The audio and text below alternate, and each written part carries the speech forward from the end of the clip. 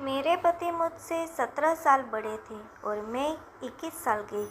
बहुत ज़्यादा गोरी और भरे बदन की, बहुत ही खूबसूरत लड़की थी।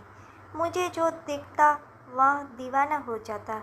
और मेरे पति देखने में बहुत लंबे चौड़े थे और उनके सर पर बाल भी नहीं थे। उनका बर्ताव मेरे साथ अच्छा नहीं था।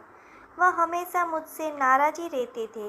शादी की पहली रात को उन्होंने मेरे साथ जो किया वह अच्छा नहीं था। मेरे खून निकल रहा था और वह कमरा छोड़कर चले गए। उन्होंने पलटकर भी मेरी तरफ नहीं दिखा। हाँ दोस्तों, यह बात उस समय की है जब मैं ग्रेजुएशन में पढ़ाई कर रही थी। मेरी बड़ी दीदी को लड़के वाले देखने आए थे। उन्होंने मेरी दीदी को पसंद कर लिया था और शादी फिक्स कर दी थी। मेरे माता पिता और हम लोग बहुत खुश थे शादी से। यह हमारे घर की पहली शादी थी। हम सब लोग बड़ी धूमधाम से शादी की तैयारियों में लगे हुए थे। आखिरकार शादी वाला दिन आ ही गया। घर पर बारात आ गई, मंडप में दूल्हा बैठ गया और लड़के वालों ने कहा, जाकर दुल्हन को बुलाकर लाओ। हम लोग अपनी दीदी को बुलाने उनके कमरे में गए, लेकिन जब कमरा खोलकर देखा तो हम सब लोग हैरान रह गए। वहाँ पर दीदी नहीं थी। वहाँ पर सिर्फ एक लेटर मिला जिस पर लिखा हुआ था, पूजनीय पिताजी और माताजी, मैं यह शादी नहीं कर सकती। मैं किसी और से प्यार करती हूँ और मैं घर छोड़कर उसके साथ भाग रही हूँ, इसलिए मुझे ढूंढने की कोशिश मत करना। अब मैं दोबारा लौटकर नहीं आऊँगी। यह सब सुनकर मेरे माता पिता के पैरों तले जमीन खिसक गई। सोचने लगे कि क्या किया जाए। अब तो बेइज्जती हो जाएगी पूरे समाज में। फिर मेरी मम्मी ने मुझसे कहा, बेटा एक ही उपाय है कि तुम दुल्हन की जगह ले लो। अब हम लोगों की इज्जत तुम्हारे हाथ में ही है। मेरी तो कुछ समझ में नहीं आ रहा था कि अब मैं क्या करूं। मैं मम्मी को ना भी नहीं कर सकती थी क्योंकि हम लोगों की इज्जत का सवाल था।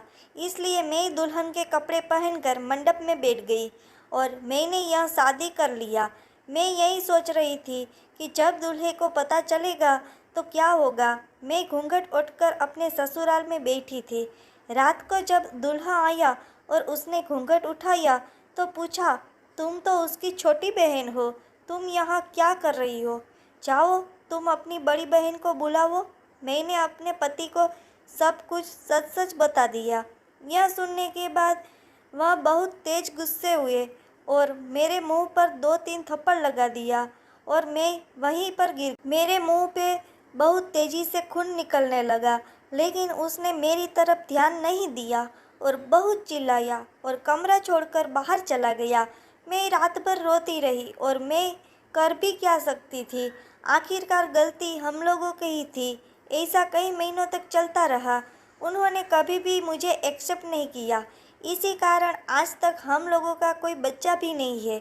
मेरे पति बहुत अमीर थे। उनके पास पैसा दौलत सोना चांदी बहुत है, लेकिन बस हम लोगों के पास सुकून नहीं था। हम लोग जब भी बाजार जाते थे तो लोग मुझे उनकी बेटी समझ लिया करते थे। या देखकर वह मुझसे और भी ज़्यादा जल जाते थे। इसीलिए वह मुझसे कभी बात भी नहीं करते थे और मुझे कभी भी अपने साथ लेकर नहीं जाते थे। एक दिन मैंने पड़ोस में एक लड़के को देखा जो मुझे घूर रहा था। मैंने जब ध्यान से उसको देखा तो यह वही लड़का था जो मेरे साथ मेरे क्लास में पढ़ता था। उसका नाम राहुल था। हम लोग कभी एक साथ बैठकर बात कर लिया करते थे। मेरे पति से तो मेरी हमेशा लड़ाइयाँ ही होती थी। पूरा मोहल्ला हम लोगों पर हंसता था और हम लोगों की लड़ाइयों को देखकर मज़े लेते थे। लेकिन केवल राहुल ही था जो मेरे दुख दर्द को समझता था। एक दिन मैं और राहुल घर के बाहर खड़े होकर बात कर रहे थे। तभी अचानक मेरे पति आ गए और उन्होंने हम दोनों को देख लिया। वह मेरे ऊपर बहुत चिल्ला रहे थे और मुझसे लड़ाई कर रहे थे। मैंने उनसे कहा कि मैं अब कभी उससे बात नहीं करूँगी, लेकिन वह मेरी बात सुनने को तैयार नहीं थे। बहुत ज़ोर ज़ोर से चिल्ला रहे थे, जिसकी वजह से उनका बीपी बहुत हाई हो गया था। वह चिल्लाते हुए जीने की तरफ जाने लगे। तभी उनका पैर फिसल गया। वह जीने से फिसलकर सीधा नीचे गिर पड़े। मेरी तो समझ में नहीं आ रहा था कि अब मैं क्या करूं। मैंने सोचा क्यों ना राहुल की मदद ली जाए। कोई और मोहल्ले वाले तो मेरी मदद नहीं करेगा, इसलिए मैं तुरंत ही अपने पड़ोस से राहुल को बुला कर लाई और हम दोनों तुरंत उनको हॉस्पिटल ले गए। हॉस्पिटल ले जाने के बाद डॉक्टर ने मुझसे कहा कि आपके पति कोमा में चले गए हैं, अब भगवान ही इनकी रक्षा करे। मैं भगवान से बहुत प्रार्थना करने लगी, इनको जल्दी से ठीक करना। मैंने और राहुल ने दिन रात उनकी सेवा की।